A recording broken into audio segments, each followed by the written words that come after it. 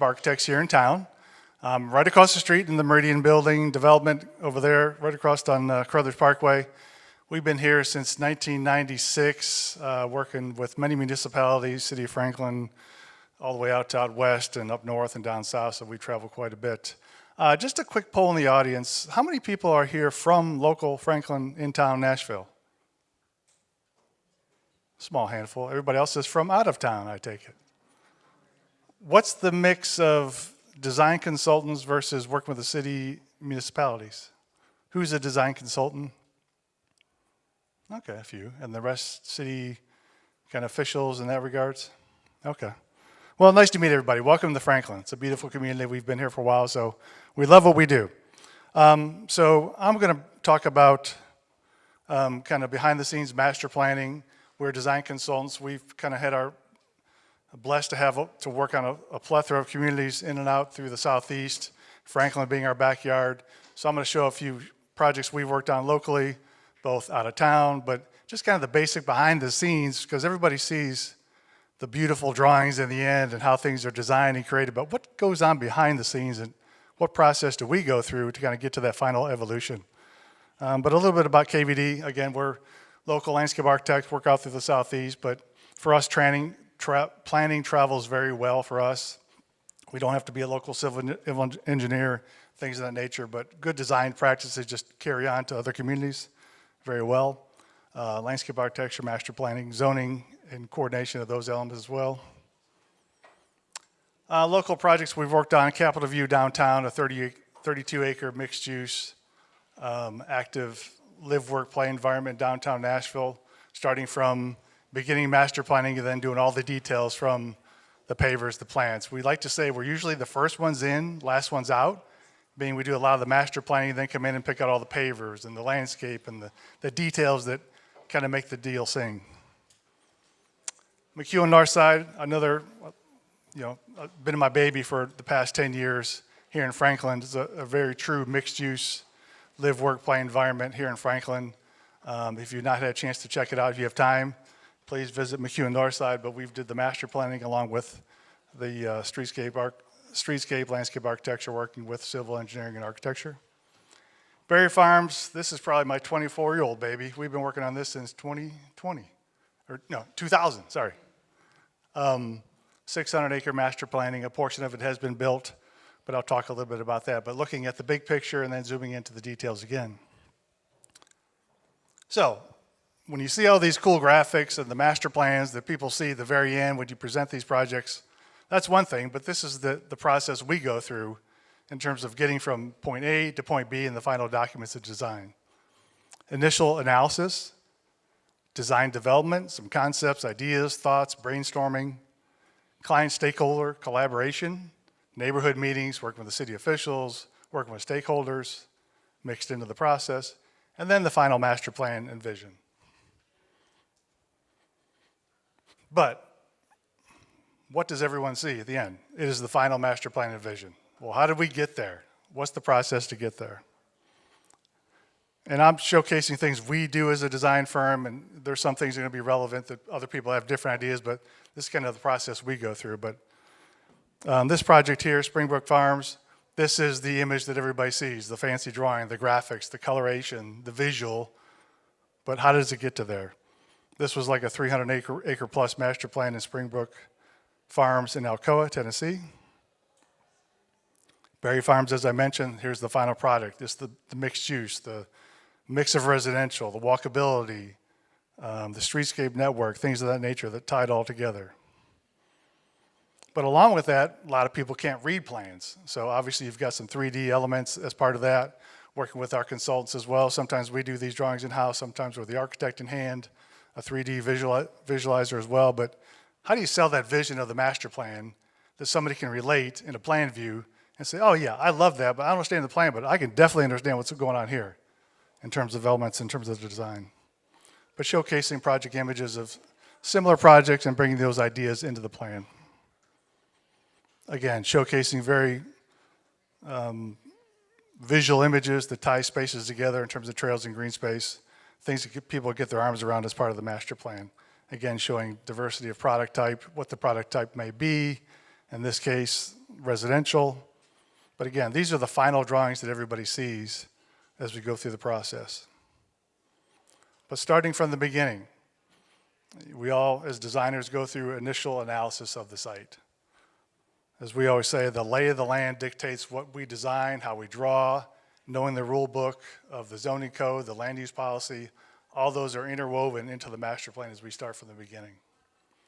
So starting off with initial analysis, the site context, both kind of more looking outward and then zooming in on the site, but looking at transportation networks, existing connectivity of streets, what we have in terms of natural features, major corridors, drivable distances, walkability, existing natural features and resources, looking at the big picture, then getting down into the details of pulling together the base map information to really guide us in the master planning effort. As I mentioned, the lay of the land dictates what we're doing. A lot of things drive what we're trying to design on the property based on what we see out in the field. But this is kind of the process we go through, a checklist that we pull together, existing conditions and information in terms of site survey, the zoning information, topography, streams, aerial imagery, pulling together 3D terrain, working with our consultants to kind of understand the lay of the land in terms of buffers, constraints, floodways, all those elements, and pull those together into a base map. And then pulling in the information based on the municipality, what we're talking about, knowing the zoning code and the rules of the game. But a very important process.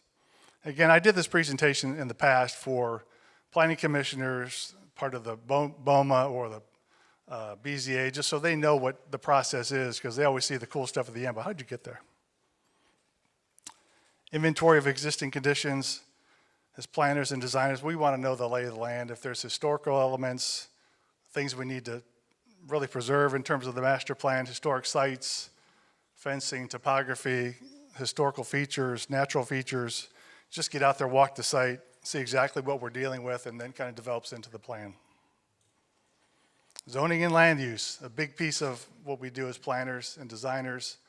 As I said, knowing the rules of the game, so you do the research of what's entitled, what can we do? Do we need to rezone it? Can we keep the same zoning? We get a lot of calls like, okay, I've got 100 acres, I got 5 acres, what can we do with it? How many stories can we go? How many parking spaces do we need? It's all that process that goes back to the zoning and land use. You know, sometimes we go by the zoning code, but we also come in and say, can we ask for a modification of this? We think the parking is a little too high here, or this is something different. We'd like to bring in something different. We'll kind of investigate those different ideas that may come into the plan that affect the overall design. But researching the existing zoning maps, land use policies, things of that nature that most municipalities have, not all do. Site analysis, a big element of what we do, seeing the site. Just a diagrammatic effort of just identifying view sheds, corridors, high sites, low sites, traffic maneuvers, potential existing conditions that may affect the plan, topography, just kind of putting this into a graphic format so as we're looking at the master plan, we can see these elements that are influencing the design as we see it. We like these scale studies. We've done this on several projects, but it pulls in various projects that are successful that we may have worked on or have seen or walked and kicked the tires on, and how do those kind of fit? So this is the Berry Farms project, the red line in this diagram, and then we showed Celebration, Legacy Town Center, Schilling Farms in Collierville, Reston Town Center. A lot of our clients kind of see their acreage, but they're not sure, well, how does that compare to something I've seen in the past? So it's nice to see these visually overlay the current site to see, here's the kind of densities we could do based on the existing conditions, but it's a good frame of reference to pull in some very successful plans that relate to your site in specific. It's a good tool just to investigate other sites. Always a learning process for sure. So you're going through the creative process, you've gone through initial design of initial analysis. Okay, next step is design development. Getting the brain going, the hand, looking at some graphic trace paper, drawing some stuff on paper. But as that starts to go, the steps we kind of look at is precedents and research, we talked about that. Site analysis, a visioning work session. We do a lot of design charrettes to go through various processes for various specific programs, working with our clients and municipalities, and just work through preliminary development programs. As part of the design charrette, that could be a one-day event, two-day event, three-day event we've attended, where we just develop concepts, A, B, C, D, as far as we want to go, but really brainstorm with the consultants at the table, along with us collaborating together. And eventually you come out with a refined program is the next step.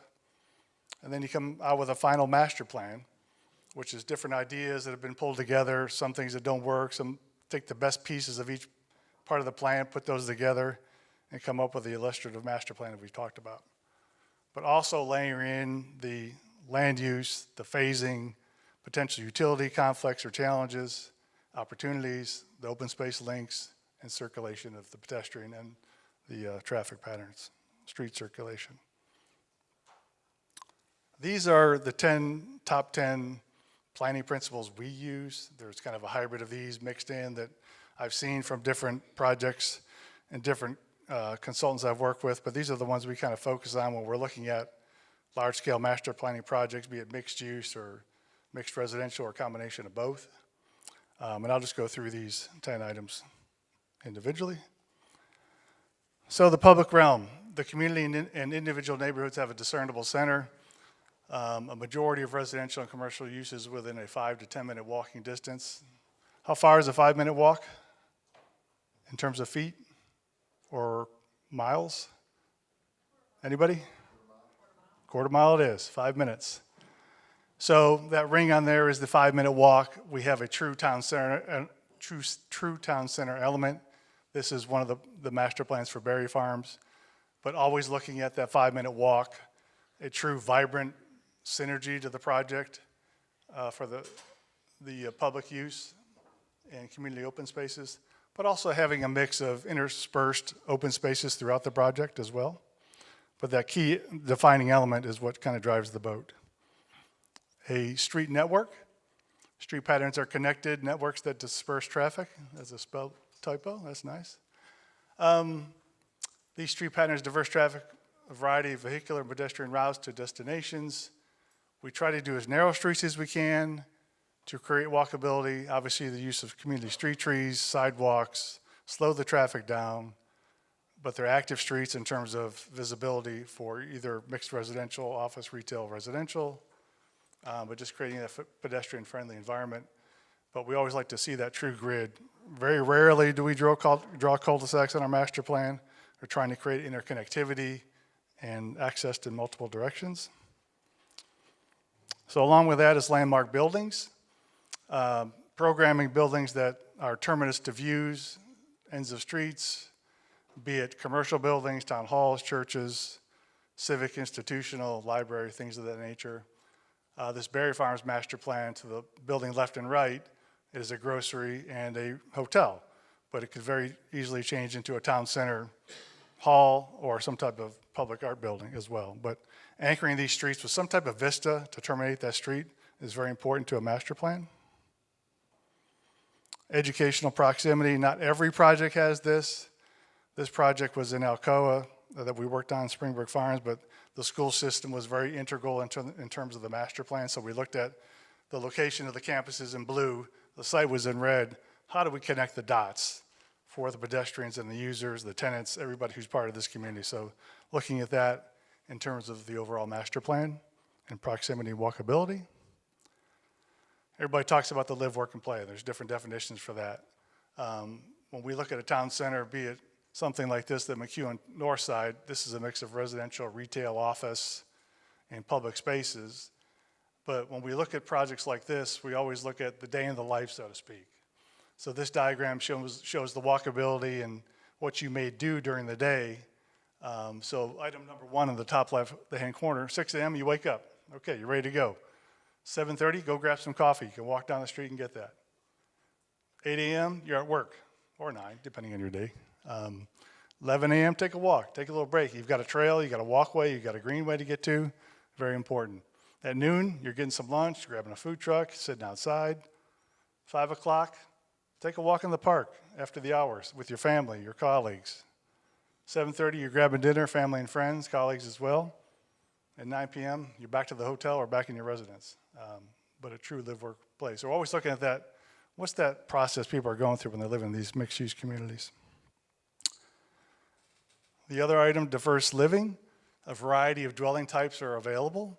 Again, that's not every project, but we try to bring in a mix, the missing middle, different types of project in the project itself. You can also look at this as like the transect of the development. I've used that term quite a bit. But on this diagram here for Berry Farms, it showed the kind of the central village core, the most dense and piece of the project. Then it starts to disperse exterior to the edges and relate to the existing uses, as we talked about, knowing the site analysis portion of the project. But having a true mix of single-family homes, attached homes, duplexes, multiplexes, row houses, multifamily, live-work, whatever those elements may have that we can pull into the project that really give that opportunity for multiple product type. Another element is an active streetscape. Buildings in the center are placed close to the street, create outdoor rooms. You have a private versus public space. Parking's relegated to the rear, to the side. Again, this is just strong design principles. A lot of it ties back to traditional neighborhood design and planning, but these are just good, solid principles that kind of take you from, no matter where you are, just these design concepts into the master planning elements that you work through. But again, this diagram kind of shows that front and center of the buildings, fronting the village green or the streets, and parking and things of that nature relegated to the rear and side. Very important where we can do that. Sustainability, respect for the ecology and value of natural systems. We always do an open space, tree, network, pedestrian master plan just to see we have that connectivity. We want to make sure that we're connecting all the right dots where people want to enjoy the outdoor, visit the natural resources, create these mix of pocket parks and greenways and blueways and water quality zones, multi-purpose trails, sidewalks, and tie the natural features or any historic elements to the plan. So we're making sure we have a backbone of the initial analysis, but tying it to the plan as well. Infrastructure, always overlaid with our master plan. We're working in tandem with the civil engineer, making sure, okay, what do we have near the site, on the site? What do we need to get to? Making sure we have this connectivity, that the plan works in relation to the utilities and how the phasing is done. So we're kind of working in tandem with those consultants as well. Also transit as well, and street network. Integration of the plan, again, this ties everything together in terms of the large frame overall infrastructure, your overall traffic patterns. This project in Alcoa, we were looking at adjacent airport, adjacent factories, adjacent network of major streets. How does that all tie together? And how do we create this walkability, drivability, looking at the big picture of what's going to be the significance of this site in the overall fabric of the community.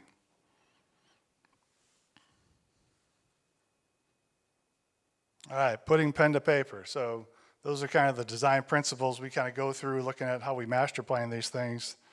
But let's get going on, okay, we've got all these things in the back of our head, but let's start putting these things to paper. So this plan starts to really block out, bubble diagram, kind of just get the massing of where we think the edges need to be, where the core is, how do we radiate outward, how does the street work pattern integrate into the plan, respecting our edges. So in this plan here, we've got more dense cores interior. We start bringing out less development, more dense development along the major streets, but tying to adjacent residential. So we're kind of using these block patterns to say, here's a good street network, here's a good transition of uses, be it commercial, residential, layering, transect going outward, but just looking at big picture bubbles and diagrams to make sure we have all the connectivity and the land uses are compatible adjacent existing edges. Again, just one of several diagrams you kind of go through, just see what works, what doesn't work, play it out, work with the city, municipalities, our client consultants, stakeholders as we're going through this process, but looking at how we can show these mixture of uses on the plan. Very big scale bubble diagram, acreages, not really focusing on building and footprints, but kind of looking at the big picture. One last diagram of that, just showing, this one kind of shows where we're going to redo or revisit some of the existing streams and how we orient buildings and things of that nature. Another one looks at a different way to approach that, but just different ideas. Some consistencies, but some changes that are minor tweaks.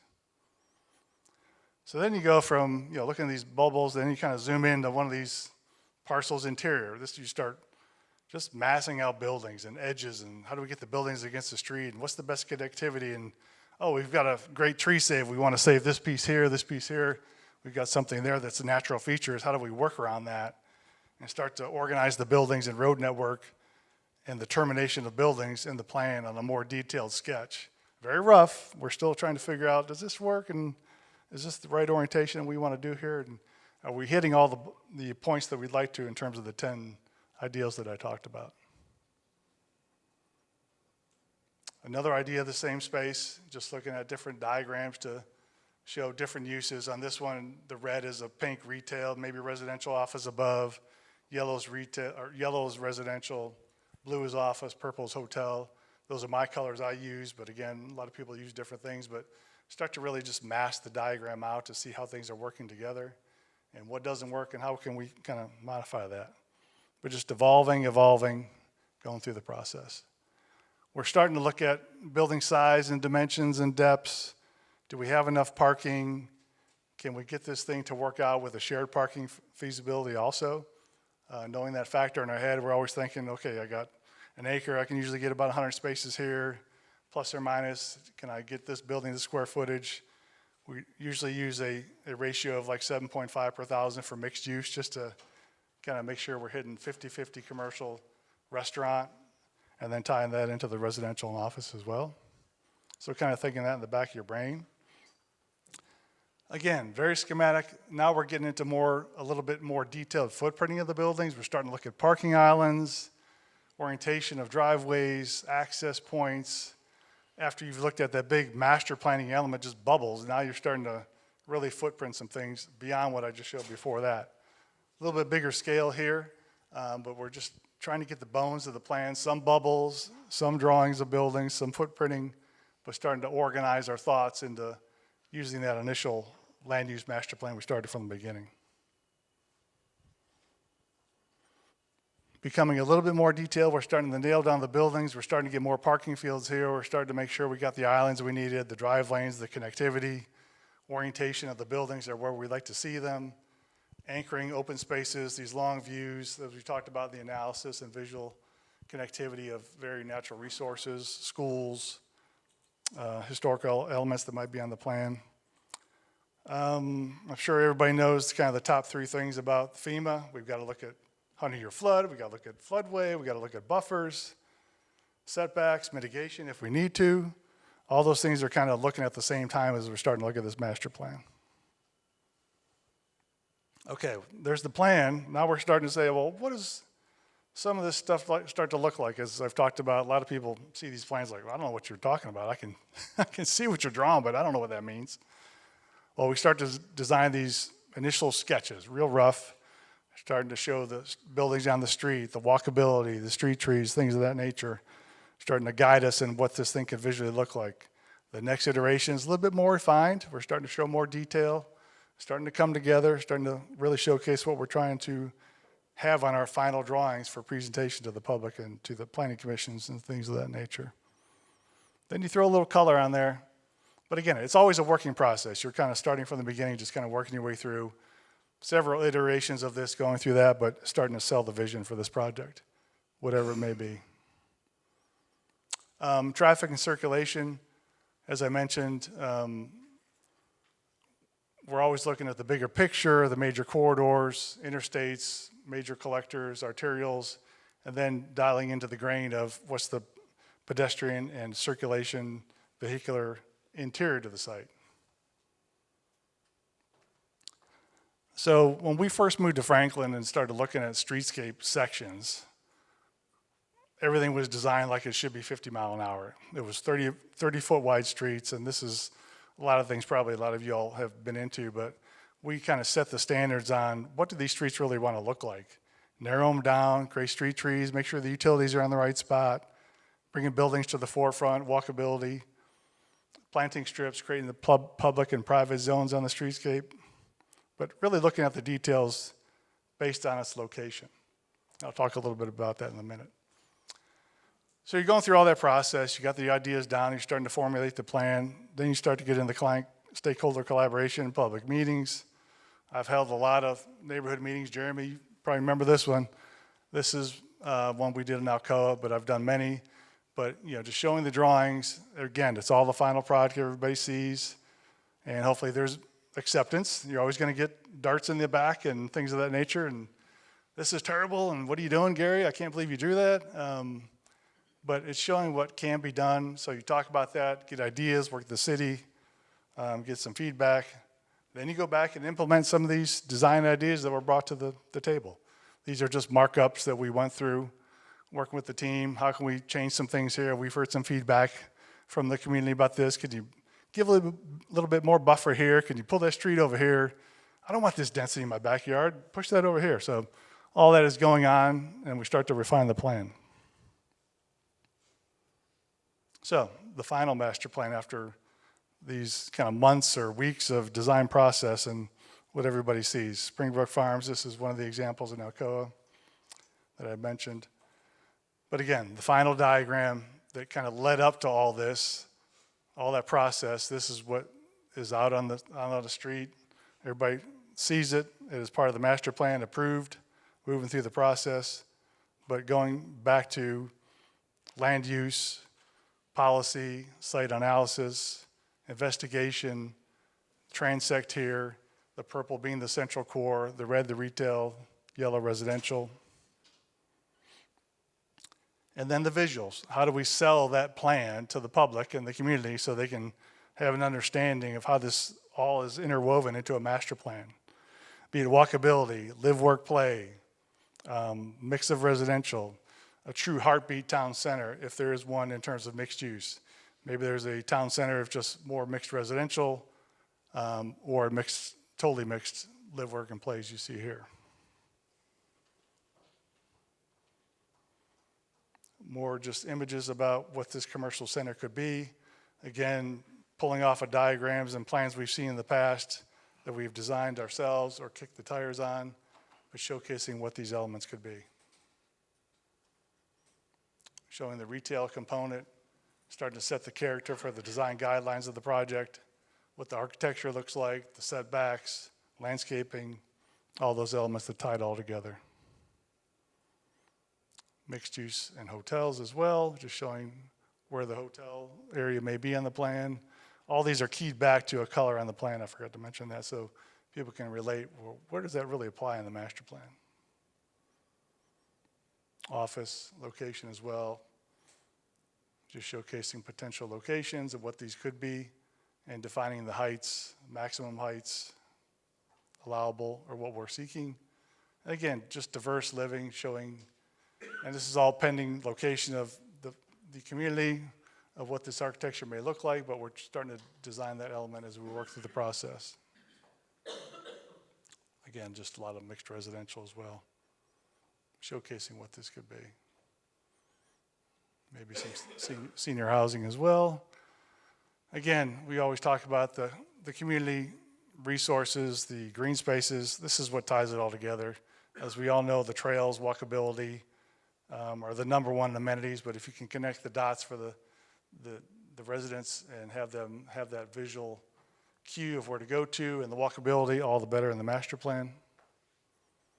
Again, having a framework to design to, this is the graphic we prepare that kind of shows the anchors of all the open spaces, the traffic connectivity, the orange of the trails or multi-use trails along the streets, and also the red and sidewalks. So it shows all the patterns that show the walkability as part of the master plan. And the strong images to kind of tell it all, the story, how it all goes together.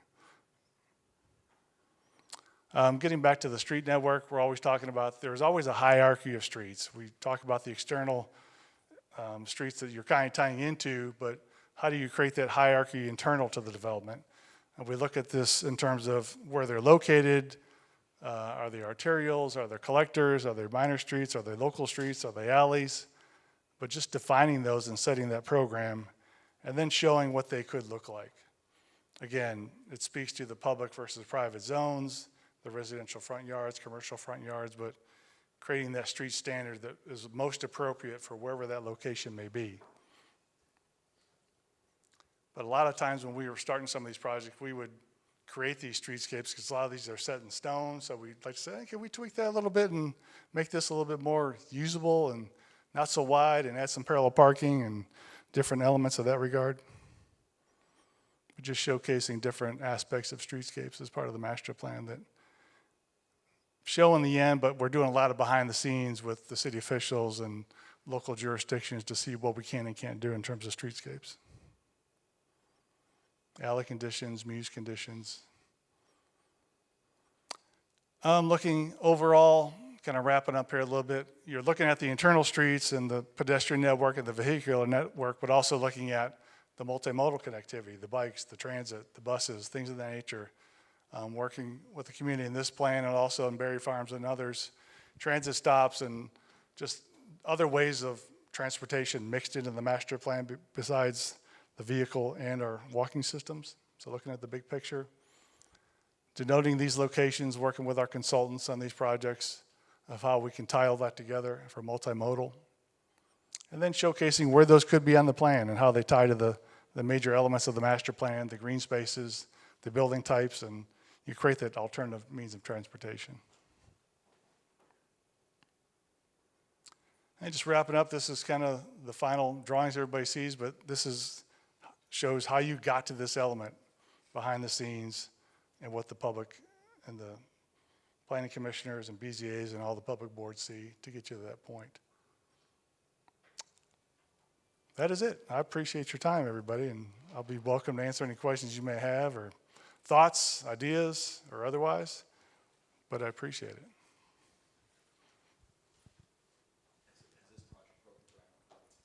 Which one? Yes, it has. The city created the major infrastructure network transportation plan. Sorry, talking to this. The city instituted the beginning of the major network plans.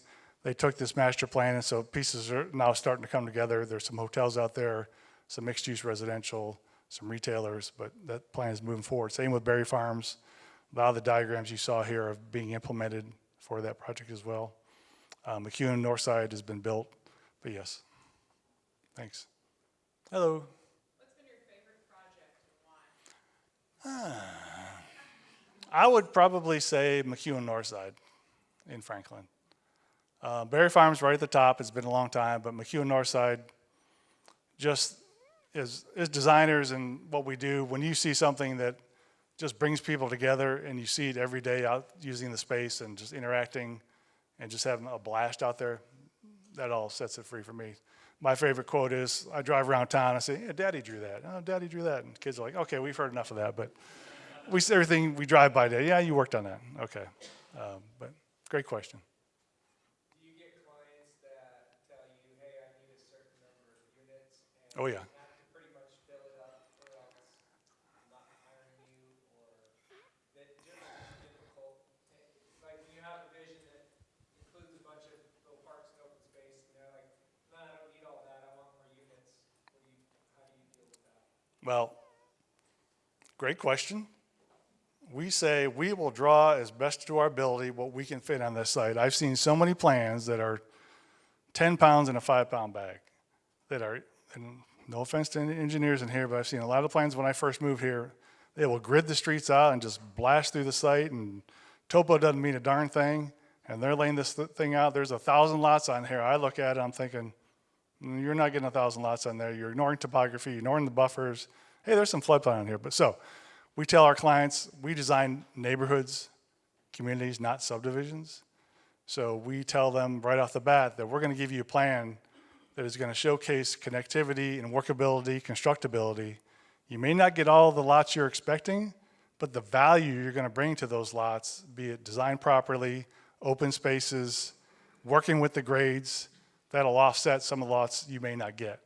But you're going to maximize creativity and premium lots, retail, whatever it may be. But yeah, it's understood that we try to do our best to get what we can, but just given the lay of the land, it's not going to do it. So we have those conversations that are tough sometimes, but in the end, the better product wins out. Yes. Are you seeing more trends towards walkability, towards keeping trees? What trends are you seeing now that you might not have seen before? Roundabouts, we all planted Bradford pears, so now we're not. So, Yeah. Hopefully those trees are about done now, and everybody's tore them down. We don't have to worry about it anymore. There's a few in Brentwood that I'd love to tear down. For us, it's always been just creativity, design, open spaces are priority number one. Walkability is number one. I think municipalities and people in the community, they want that. They want to be able to walk from their front door to somewhere they can get to and even with COVID hitting, that made a big difference. But I don't think that's changed in terms of what we've been doing. It's always the pedestrian first, the tenant first. How do you feel in the community? And then let that work itself into the plan. We always try to create master plans. You had mentioned roundabouts. It may not be a roundabout, but we don't draw cul-de-sacs. I mean, I just can't, I have a hard time with that. If it is a roundabout, it's going to be like an oval shaped with a central green or something in the middle, has some design content to it. You can walk inside of it. Roundabouts are great in various locations. It's not a one size fits all, but that's something that we try to incorporate where we can. But I think just those good design principles travel well and have done well over time. Good question, though. Yes? I realize that cul-de-sacs don't have a font style. What was the attractiveness to begin with, and why are they out of style now? Attractiveness, I think from what I've always heard, people love a cul-de-sac because it's a dead-end street, not much traffic. Nobody's going to come down my street. But they also complain, well, I can't get out of my community because everything's a dead-end environment. Everybody's funneled out the one way. So that's the diverse of that. So we try to create interconnectivity, but also make those cul-de-sacs something unique. And sometimes it's a battles with cities. They don't want an island in the middle. They don't want we call it a close system with a nice green in the middle. We try to draw that, and we always have an uphill battle on that. But that's what I always hear. It's a great cul-de-sac. My kids can be out there. I'm not going to hit by traffic. But at the end of the day, more connectivity is all the better in my eyes. And it creates a safer street if you have multiple access points to get to, and not just one street that gets you out one way and one way out. And you always want to have two at a minimum, but more than that. There was somebody up front I missed. What do you do when you have a city council that says, when they hear neighborhoods complaining and saying, no, we don't want that connectivity in our neighborhood? Like, they want to change it for those neighbors who, are concerned, and, what do you do when those types of situations arise? I mean, do you just let it happen, or do you fight for the connectivity? It's both. We fight for it, but we work with the municipality and or the adjacent owner. Sometimes it may be a dead end that we can't connect there, but we find another way to get somewhere. That it may not happen at that one location with this community, but there's other ways to find out how we can get multiple access points. There's a lot of streets that there's a sign on it that will never be continued or be in the future. There's a lot of that too, but we try to make it a point where we're coming in. A lot of design guidelines and zoning ordinances prescribe to that connectivity, but sometimes it is a battle. But it's just work with the homeowner or the community and see what works and what doesn't work. And if we don't have it here, can we slide another 500 feet here, but have a good block length and kind of mix that use up and make sure we get that connectivity. Hopefully that answered it. It's a tough question sometimes. Go. I work for a municipality which has typically just kind of accepted the development that comes and doesn't really ask them to do the nicer things like the street trees and just considerations for the pedestrian and things like that. So I'm wondering your advice for like getting not only the government to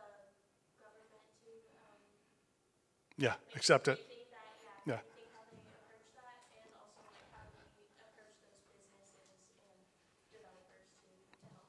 I would say the best thing that we had done, and we did this in the city of Franklin when I first moved here. I came from Ohio, then went to Charlotte, worked there for a few years. We took cities on trips and said, what we're showing you here today, let's take a visit to, we went to Ballantyne in Charlotte, or a good mixed use project, and let them kick the tires and see it. see how street trees work, see how a good streetscape works with a nice 5-foot planting strip and a sidewalk and a hedge and streetscape vehicular vision. That's what we did, is show them, or show just visuals. A lot of the visuals I shared here, share them. This is a street, no trees. This is a street with positivity and street trees and shade. But I think the biggest thing we got out of working with the city of Franklin, because we had commissioners and engineers like, you can't do a street like that. You can't put all those trees there. You can't do this. You can't do that. Well, I'll show it to you. Take a look at it. So that was our biggest thing. Just showcase them, show them visuals. We took them in a van and drove them to a site for a weekend and said, this is a good project. Yeah. For the designs that you're showing, I mean, it's a pretty good large parcel of land. So Yeah. what's the average land size, acreage size that you typically work with? It's all across the board. We work on everything from 1 acre sites to thousands of acres. So it really depends on our clientele and what they're looking for. Like I said, I get a call, I got 1 acre, 5 acres, 1,000. What can we do with it? How can we rezone it? It's just kind of brought to our attention. And if we can help out in the best way we can, we'll bring these simple design ideas to that site, be it big, large, or small. Let me rephrase it. Yeah. A mixed use. A mixed use development. I've drawn sites on 3 acres, 5 acres, just little village corridor sites. Some in Thompson Station here in town, quite a few in Nashville. But yeah, it doesn't take a large parcel to do a cool mixed-use development at all. It has some type of anchoring open space or something that ties it together, but showcasing the buildings front and center to the streets and then organizing parking, and it all revolves around parking. I mean, that's what drives the whole wagon, and we try to get as less spaces as we can. But yeah, it depends on our client, but there's some good ones we've drawn at like 3 to 5 acres that are got some cool stuff in it. Yeah. Hi, yeah. It's very interesting. I've actually been very aware of your project for a very long time. It's awesome to actually finally get to I appreciate it. in person because, what do you call it? I live in this community and my office is like right, like a centimeter down from that picture. Yeah. And I feel like there's a bit of a disconnect because I see what it is that you're envisioning. I see what it is that you have proposed to the community. Yeah. Something I've seen, and that this is the kind of work I also do. But I didn't do it for this type of community. I do it for others. But I'm seeing what the current development is. I see Yeah. it from literally across my window Yeah. on what is being built, and I feel like I don't think their zoning has changed to really be able to create that friendly walkability because I feel like it's a mix of this project, what currently is being developed. Yeah, I've kind of tracked it. Yeah. And just small decisions that just kind of like does not make sense because Gotcha. I do see that you want that frontage like towards the street, you want the parking in the back, which Yeah. I very much appreciate. But for some reason, was there like some type of miscommunication, or is that something so embedded in their codes or something that the commercial that they have built is kind of strip mall suburban, doesn't have that sense of walkability. There's no crosswalks to go other places. I've tried crossing it. I feel like, well, there's not much there, but it's like, Yeah, on Tesla. yeah, I liked it. I actually prefer biking it, and Yeah. I kind of feel like there's a little bit of a lack of bicycle infrastructure, but that's all cool. I'm working on that. But that is my question. Is there some sort of disconnect where we see what the vision is, but what gets created? What are some? Yeah, I mean, we have to start somewhere. So we show what it could be, show the vision, set the standards, send the templates. Here's the idea, big vision. That is up to the city to carry that forward. And we had some design guidelines, which you saw, some streetscapes, things of that nature. So, sure as we'd love to see every piece of that plan implemented, there's always going to be something that there's some type of roadblock, be it zoning ordinance. I'm not sure the exact answer to that. But, I've seen some of the projects as I've been out there, and it's like, oh, I wish that could have been a little different. Sure, but it's kind of been beyond my control after we kind of set that vision with the city and the developer at this time. And this project has transitioned developers over time too, so there's probably a little bit of that. But yeah. Some type of like tools and kind of recontextualizing some of their zoning because Yeah. I feel like I don't know, just like some changes to their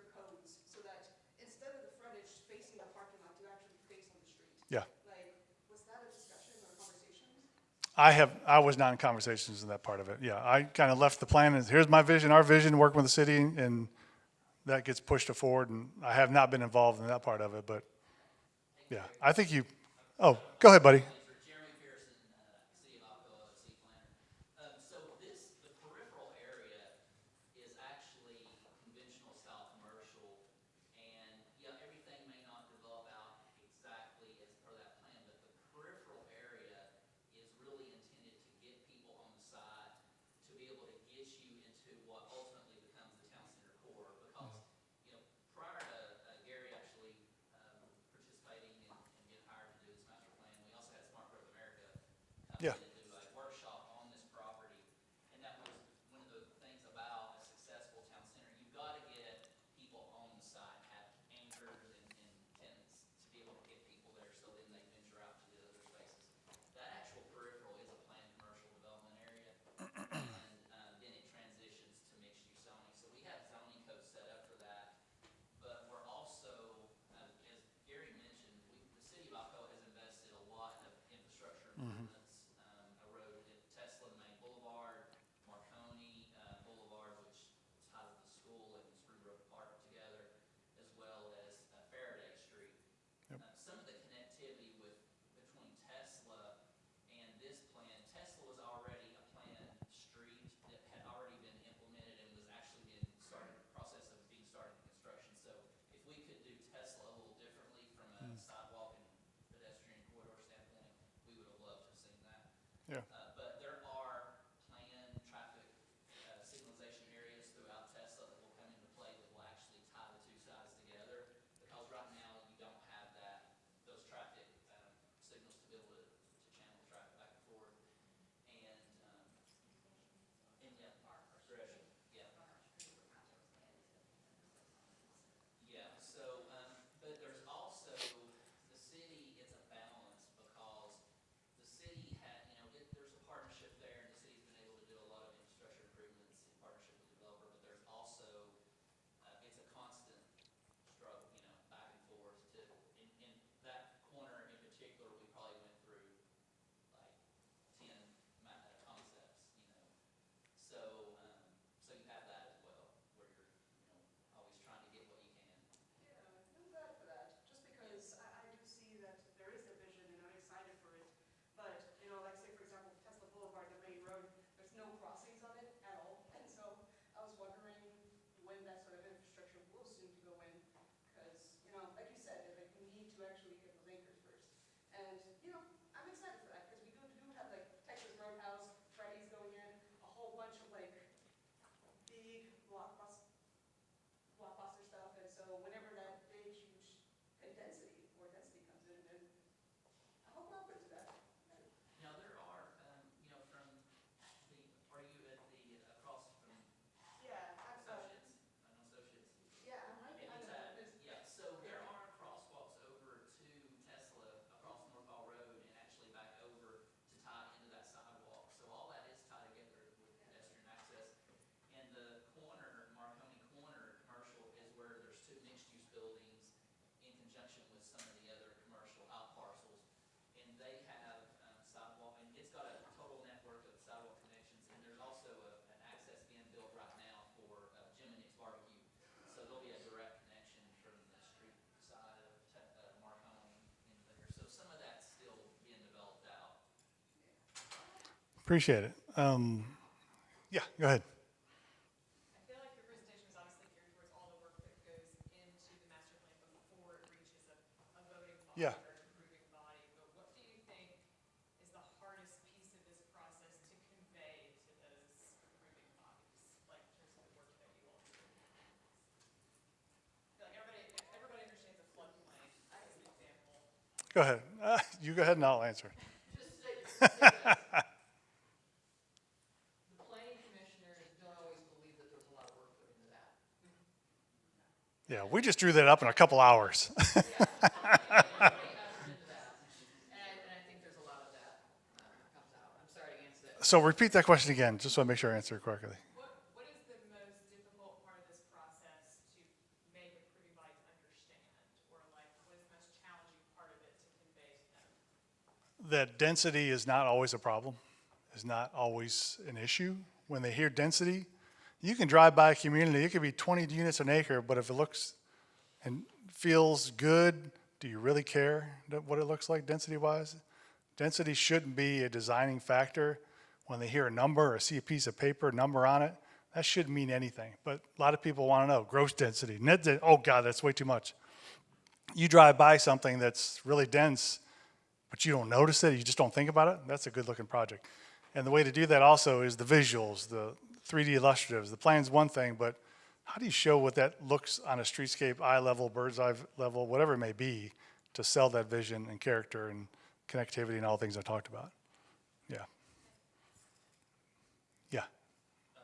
So how do you navigate and what exactly is your role when the developer or the person that, your client, has a certain thing in mind, wants a certain thing, but then you realize the staff and the decision makers are over here. It's looking like it's not gonna get approved, but your client's like, we gotta go with this design, make it happen.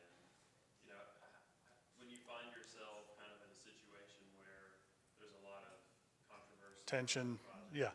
Yeah, and we've been there a couple times, but we don't always want to just roll over to the municipality or say, you guys win, arm wrestle, whatever you want to do. We want to come to a balance that maybe there's some way we can get close but not meet exactly every code. And we try to do our best to kind of tie things together, what the client wants, what the city wants, and do a lot of huddling with your team here in town as best we can. But some clients are like, I want it my way or the highway.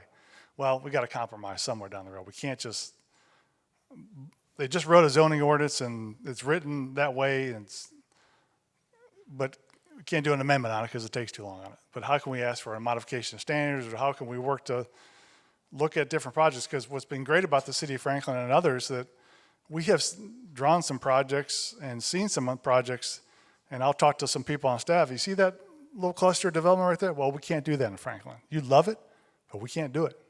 Like, what do you mean you can't do it? Well, X, Y, Z. Well, let's fix that. Well, that takes time. So there's always that compromise, Andrew, and what we're trying to do. And we are always upfront with our clients that, we'll do our best to meet the design code, but there may be things that just don't work. So we have to find that happy medium somewhere. It is a balance, no doubt about it. Because I don't want to piss you guys off too bad because we work here every day, but we also want to make our clients happy. And I don't want you guys saying, Vogren's bringing another plan in, he doesn't listen, he doesn't do anything, he wants to do his own thing. I don't want to be that guy, but I want to do the right thing. Just like I said, good design just makes a lot of sense, and sometimes the zoning ordinance is gray, and it's just, you got to find a good way to solution. So, but great question. Yes. Are you looking at PUDs? Depends. Okay. What I like about PUDs, and it varies from municipality, is the flexibility. Every plan has to be flexible. If you've got a straight zone site and you can't do X, Y, Z, the PUD's the way to go. And set your own standards, set your own setbacks, set your streets the way they want to be potentially. It gives you that fluidity and flexibility that a straight zoning could not have. It could be an SP in Nashville. It could be a PD here in Franklin. It could be somewhere else. Or you go to Houston where they got nothing. You do what you want. But yeah, I would say just having flexibility in the plan is the best way to do it. Allows you different uses, mix of types of product. And some municipalities may not let you do that. It's got to be this based on a land use plan, but you try to bring that in. And sometimes you're just forced into a PUD because you can't do straight zoning. So kind of a mix. Because we operate in PUDs in Wilson County, if you have boards that are not as excessive or open to streetscapes or more density, PUDs are the way to do that. Because right now in the state of Tennessee, unless they change it, really the only legal way of contract zoning. So you can say the developer's going to offer this, but they're also going to, you can project that to your elected body that the developer's also going to add an infrastructure improvement somewhere where the county's not going to, they're not going to foot those bills. Because I'm also in the process of rewriting our PUD to allow more flexibility, such as plans like this. But that's one of the only ways, and I'm in a county municipality, I'm not in a, I mean, I'm in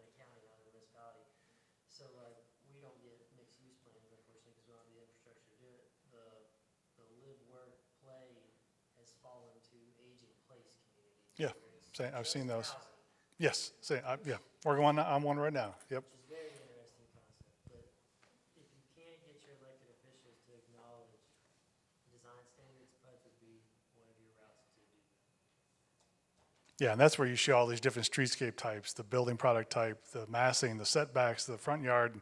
You can start to lay it out that you want it to be, as opposed to strict 15, 20-foot, 5-foot setbacks. You got some flexibility there.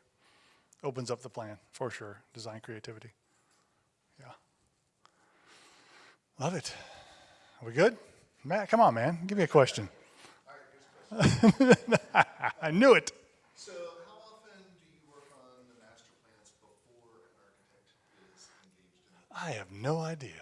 Because a lot of the master plans imply a Main Street architecture, but then you leave it to the developer, depending on how sophisticated what their vision is. They might build big box strip retail in the same footprint as opposed to a vertical rhythm Main Street Yeah. type of architecture. Um, That could totally make or break your master plan. oh, yeah. Sort of to the point of the Tesla Avenue. I mean, I couldn't tell the exact number, but like I said, we typically are the first ones in, last ones out, but not always. Usually we're working side by side with you or another architect, and we're shredding for the day and coming up with these ideas. It's not always just me and my team. No way. Well, sometimes it is, but a lot of times we need that collaboration with the architect, the civil engineer, environmentalists, all the transportation, everybody on board. But it's just, when I sit in these meetings and work with our consultants and design colleagues, you learn something every day. And that's the beauty of it. I may have an idea in my head, and then Matt or another architect or civil engineer said, well, how come you didn't do this? Let's bring it. That's a great idea. I didn't think of that, but I'm not going to say it's bad, but I think bring it to the table. So I think, did I try to answer your question? I'm not sure. It's a collaborative effort. It's a challenge because when I first started working in some of the TNT type projects, you get the 1,000-foot view. Yep. Which, and talk about things a certain way, but then the details really matter. It might be down to Oh, yeah. where does the neighborhood pattern change? Yeah. And what are the materials of the buildings? And Yep. they're not all the same brick, but you get some variety, and you might get multiple architects involved, but you have a Yeah. vision guiding that to really make the master plan come to life. Yeah, and what I like about that, what you just said, Matt, we can see it in the 3D, but there's always that building ratio to the street and heights of buildings across from others, and with that ratio, horizontal, vertical, that I work with you guys on and other team members to make sure we get that right. But we've been fortunate, the developers we have been working with kind of have that same vision. They've kicked the tires on the same projects we have seen. They're bringing projects that I've not seen. Hey, have you seen this, Gary? I said, yeah, I'd love to see that and bring that to the table. So it's just great to have that flexibility and opportunity to work with those type of people. But good question. Anybody else? Sounds like they're breaking up out there. But appreciate y'all. Thanks for coming, listening. Thank you. Looks like a great session, so have fun out there.